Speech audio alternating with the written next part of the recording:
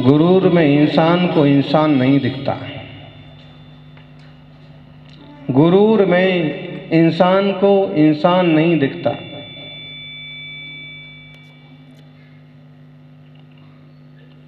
अपने ही घर की छत पर खड़े हो जाओ तो अपना मकान नहीं दिखता।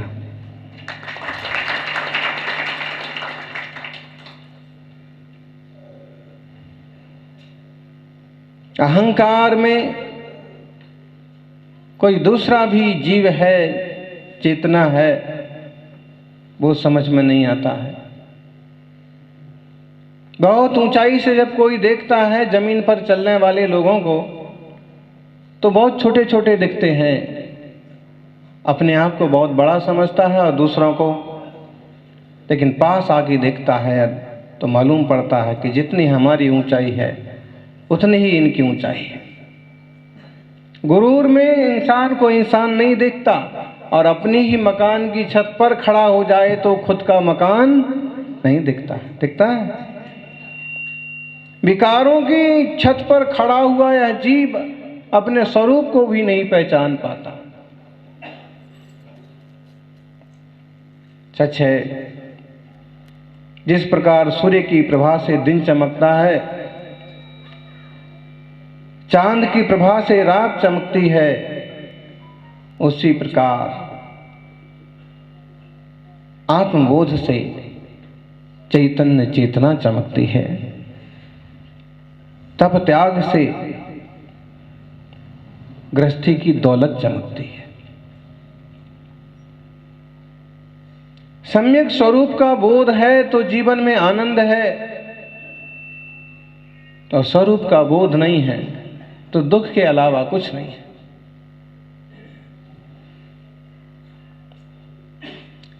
एक तरह का भ्रम होता है इंसान को कि मैं कुछ तो हूं, लेकिन मैं क्या हूं उसी की उसे खबर नहीं है। और सिर्फ इस ढंग से नापता तौलता है कि जैसे मैं धनवान हूं। बताइए धनवान कैसे है?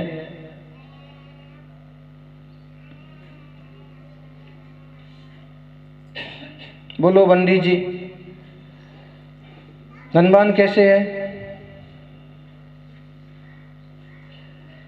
भाई धन रुपया पैसा कमा लिया होगा उसने, सोना चांदी इकट्ठा कर लिया होगा, तो लोग कहते हैं धनवान है, वो भी अपने को धनवान समझता है।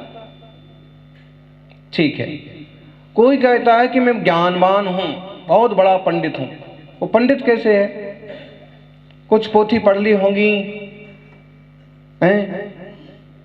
अभी एक आचार्य जी मिले, अब आचार्यों की भी ढेर हैं। वास्तव में तो वीतरागी दिगंबर नरगंथ मुनि पंचाचार का जो पालन करते हैं वो ही सच्चे आचार्य हैं, जो आचरण का पालन करते और कराते हैं, और नहीं तो नाम के ढेरों आचार्य।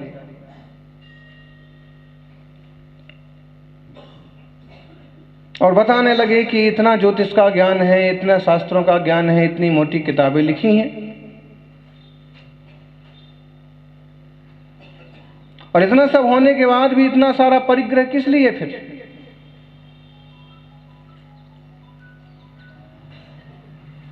और बहुत बड़े ज्योतिष के ज्ञानी हैं तो अपना आयुष्य भी मालूम पड़ना चाहिए और समाधि संलेखना की तैयारी भी तो करना चाहिए,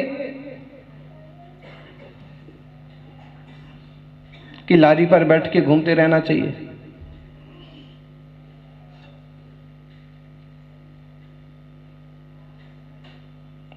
ज्ञानी है तो ये कैसे ज्ञानी हैं? किताबों के ज्ञानी हैं, किताबें पढ़ ली हैं। सो पंडित जी देखना, उसका धन भी आरोपित है, इसका ज्ञान भी आरोपित है, और अगर हम पद की बात करें तो ये विधायक है, ये सांसद हैं।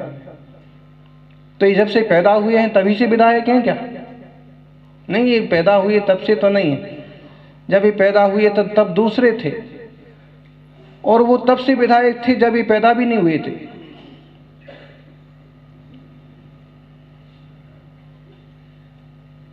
ये विधायक है, ये सांसद है, ये सभापति है। वास्तव में ये आत्मा की गुण नहीं है। कोई ऐसा योग संयोग बना, लोगों ने पसंद किया, किसी तरह से चुनाव जीता और आप ये चीज कहलाने लगे, ये भी आरोपित है। जिस दिन दूसरा चुन के आएगा उसी दिन आप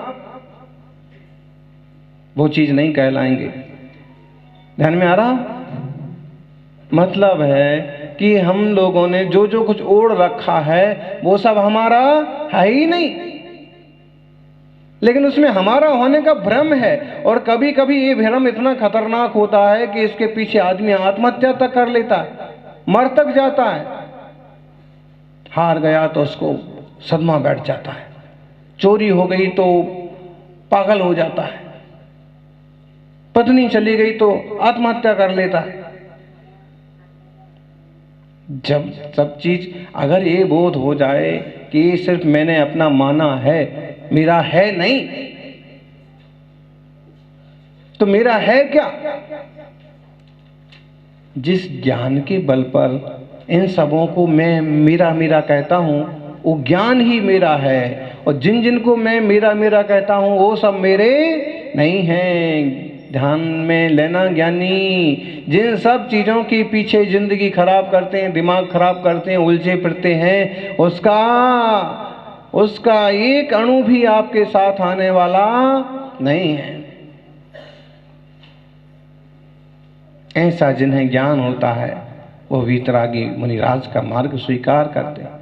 और कोई भाग्यवान गृहस्थ को ऐसा ज्ञान हो तो गृहस्थी में रह करके भी उसका जीवन जल में कमल की भांति निर्मल साफ सुथरा होता है। फिर उसके लिए धन ही धन सब कुछ नहीं होता है, धर्म सब कुछ होता है। धर्म से संतोष मिलता है, शांति मिलती है, निर्मलता मिलती है। लेकिन ये तो अपने ही मकान की छत पर खड़ा है और इसे अब अपना ही मकान नहीं दिख रहा है, बाकी सब दिख रहा है। इसने अपने ऊपर ही विकार का ऐसा ढेर खड़ा कर लिया है, अपने ऊपर ही, चेतना के ऊपर ही खड़ा हो गया कि बस चेतना ही नहीं दिख रही है, बाकी चैतन्य चमकता है आत्मबोध से। यानी ऐसा आश्रय बंद हो रखा है कि हमें खुद की ही खबर नहीं होती।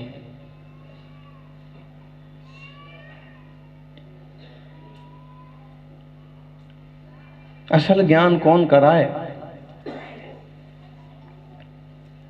सात तत्व की बात करो तो कितने लोगों को ध्यान में आती है?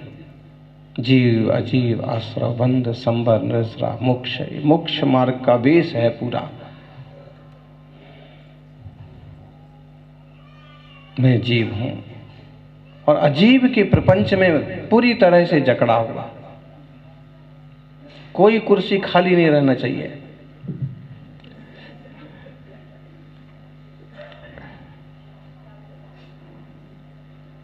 अजीब के प्रपंच में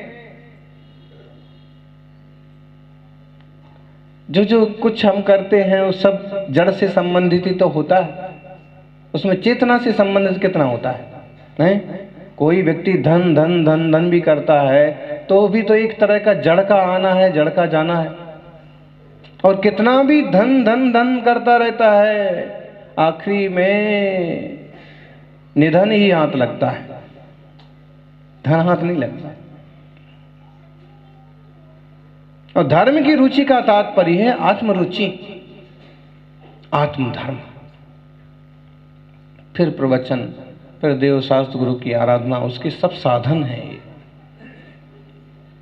अपने तक पहुंचने के।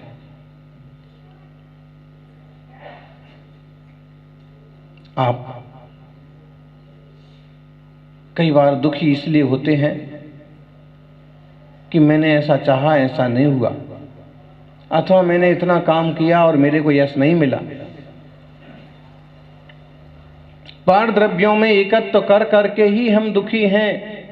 हम अपने स्वद्रव्य में अगर एकत्व करें तो दुख का कोई काम नहीं है। जैसे शरीर कमजोर पड़ा, आप दुखी हो जाते हैं, होते हैं लोग दुखी। पांव ने जवाब देना चालू किया, चक्कर आकर के घिर गए, और कितना बड़ा राजा हो कि कितना बड़ा धनवान हो, सारी घटनाएं सबके साथ घटती हैं। ऐसा नहीं है कि कोई मंत्री जी हैं तो उनको कोरोना नहीं होगा, विधायक हैं तो कोरोना से बच जाएंगे, ऐसे भी तो चले गए ना दो चार। मतलब संसार की प्रकृति की जो चीजें हैं वो अपना अपने हिसाब से काम करती हैं, लेकिन इस इंसान ही एक तरह से भ्रम में जीता रहता है, मैं करता मैं धरता। देखो तो तुम्हारा कंट्रोल तो तुम्हारी बॉडी पर भी नहीं है। कौन चाहता है कि मेरे बाल सफेद हों? बोलो, कौन चाहता है? कौन चाहता है कि मैं गंजा हूं? बोलो, कौन चाहता है? बताओ भाई। फिर ये सब होता है कि नहीं होता है?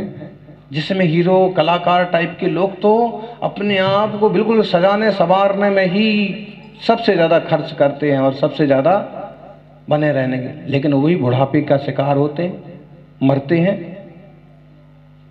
मतलब तुम्हारा कंट्रोल तो अपनी बॉडी पर भी नहीं है, शरीर पर भी नहीं, तुम दुनिया को क्या कंट्रोल करने चले? मैं ऐसा करता हूं, मैं ऐसा करता हूं, मैं ऐसे करूंगा। वास्तव में तुम कुछ नहीं कर सकते। अगर कुछ कर सकते हो तो यही कर सकते हो कि जो मैं हूं, मैं अपने आप को ही कंट्रोल में कर लूं, अपने आप की निर्मलता बढ़ा लूं, अपने आप की शांति बढ़ा लूं। ये करना कुछ आसान है, जबकि इसको कठिन समझते हैं। शांत रहना इंसान के लिए सबसे ज्यादा कठिन काम है।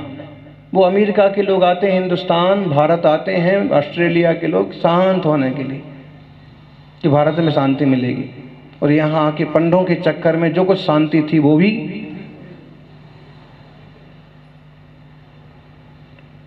तरह तरह के संप्रदाय के चक्कर में पड़ के जो कुछ था वो भी अब बीत रात जिन शासन तक पहुंच नहीं पाते हैं। और इस तरह के सेंटर की, इस तरह की प्रभावशाली वर्तमान में साधकों की कमी। ये शांति कहाँ है? शांति तो तुम्हारा स्वरूप है, हैं? पानी में मीन प्यासी, मोहि सुन सुन आवे हंसी। पानी में रह के अगर मछली प्यासी है तो किसकी गलती है? बोलो, है? पानी में रह के भी अगर मीन मछली प्यासी है तो किसकी गलती है? भाजपा की कि कांग्रेस की? हैं? फिजूल की बातें होती हैं दुनिया में।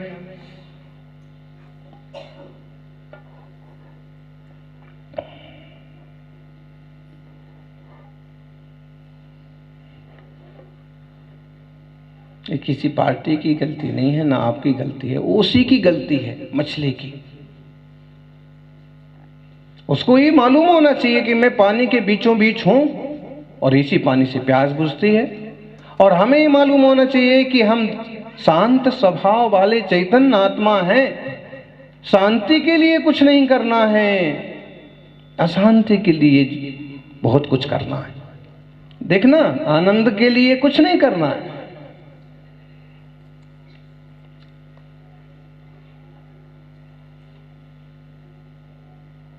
आनंद के लिए जो कुछ कर रहे हो वो सब छोड़ना है।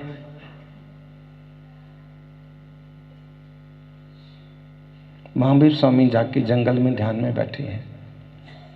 ऐसा क्यों कर रहे हैं? जन्म से 3 ज्ञान के धारी हैं, अवधि ज्ञान है उन्हें भूत भविष्य का ज्ञान है।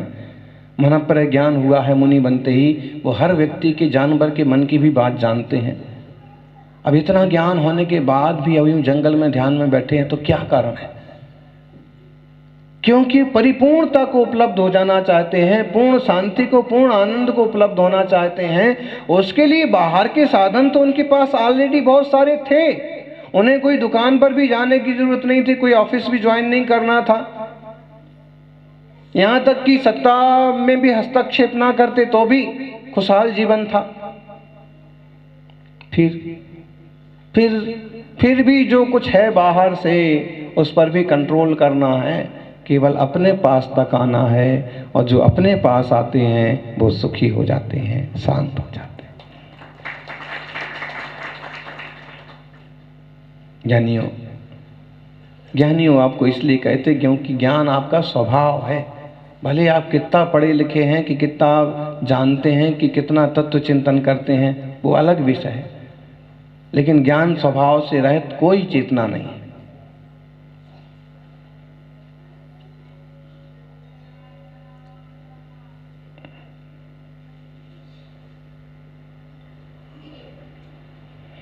चैतन्य स्वभाव की दृष्टि करो। हमने औरों पर कब्जा कर रखा है, इसलिए दुखी हैं।